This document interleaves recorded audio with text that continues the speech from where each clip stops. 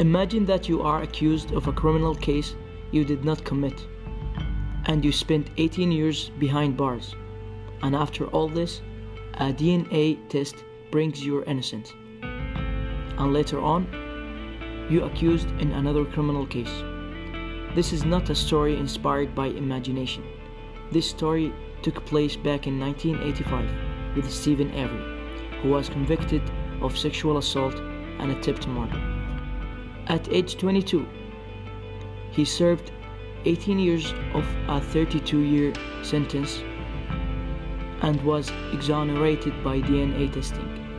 Later on, he found himself convicted of a murder in 2007, after he filed a $36 million civil lawsuit against the county, its sheriff, and district attorney. After watching his documentary, I chose 3 major themes, which are evidence framing, public manipulation, and lack of education. I also interviewed some people and I asked them some questions related to these themes. And here are what they said.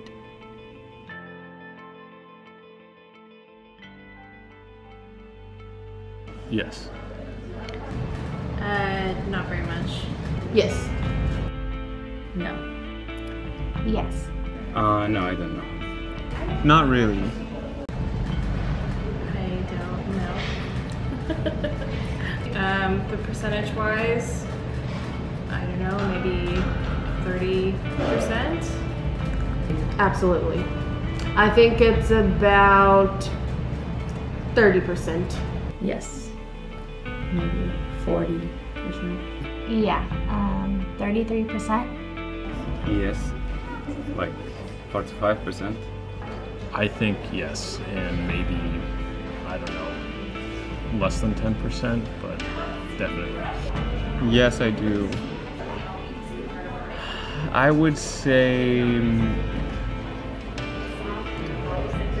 about 50%, if not more. Well, I think with just specifically with evidence framing, I think there's public perception depending on who you are, because there's a lot of stakeholder interest in what we do as a system, to include public with those individuals that either are incarcerated or suspected of crimes, that there's a certain amount of trust that's put into the system.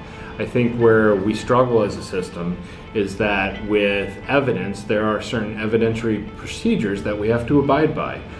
Whether those are driven by law or whether they're driven by policy, there are certain things that when officers, whether you're a police officer or you're a probation officer, you come across evidence, there are certain things that staff have been trained to that are driven by either tort liability laws or by laws themselves, but also by their own policies, and a lot of it's around the chain of custody of evidence. And so with that, with chain of evidence, there's a lot of things that are prescribed or particular about how you handle evidence, and anytime that evidence is mishandled, there's the perception that evidence isn't dealt with properly, or potential for planting of evidence where those folks that are suspected of new crimes or have been convicted of new crimes, they feel wronged by the system because evidence wasn't handled properly. And so with that, I think there's a perception out there, and certainly some of it's justified based on bad cases that have been well publicized,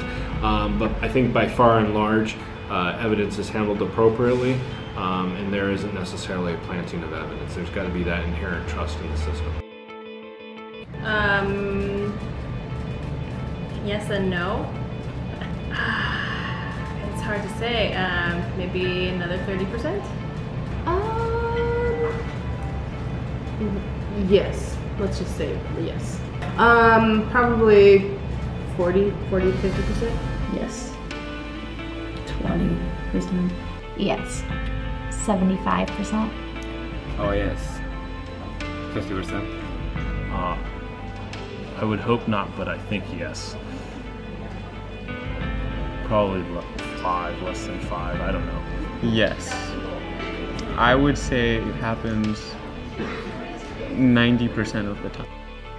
Yeah, so with public manipulating, it's an interesting phenomenon, I think, in the criminal justice system specifically, given the individuals that we deal with. there are individuals that, whether it's the individuals that are directly involved in the system, or whether it's friends, families, and known associates that are involved in the system, there are some folks that that tend to use systems for their own benefit, or to the fullest extent of their own benefit. There are some folks, I think, that are challenged with, especially around some of the significant problems or issues that our individuals are dealing with. Denial is one of those first things that they have to come to, that they have to get over. Whether it's denial of committing a particular offense or having a particular problem or issue. And so if they don't readily come to or admit to the issues that they have, then you're already behind the 8 ball, and that's where some of the manipulation comes in, because either individuals are trying to justify what it is that they've done to either themselves or to other individuals. And so that's where the challenge comes, is that either those individuals or the folks that have interest in those individuals that are criminal justice involved, there's a degree of manipulation because they have an interest in that person. And last question, does the lack of education could be a reason for doing all that? Yes, I think so. Yes. Yes. Yes. Yes. Yes. I think lack of education, maybe on both ends, of people not knowing their rights, like the public not knowing their rights, but also police not knowing like the context of local communities, and also, you know, basic social theories and social science, not having like a background in how to deal with crime in a non-authoritarian way. So there definitely is a lack of education about it. I think in some parts of the country, yes. The lack of education. And I think relating to the last point on the complexity of court proceedings, I think the education piece kind of goes hand in hand a bit with that, is that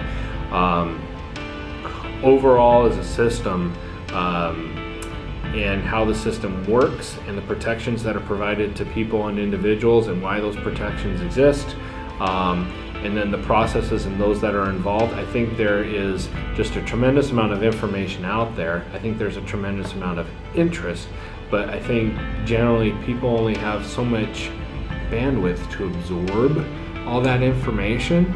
And some folks just simply don't care, or I don't want to say they don't care, but they don't have an interest because they haven't had someone that's been involved previously. But also is that folks tend to believe a lot what they see on TV, and they hold that to be true, or in the media, to hold that to be true on what occurs either in the legal system, in the courts, or in corrections, or in law enforcement as well. And so there's a tremendous need for education about the system. Folks just have to take that active interest. Yes. Yes. Yes, I have. Yes. Yes. Oh, no. Yeah, I don't think it's 100% fair, or it's like an ironed out method. I see it as being involved. I see it as being informed more by research. I see the system being having more of a humanistic approach, acknowledging individuals for who they are, and creating that sense of hope.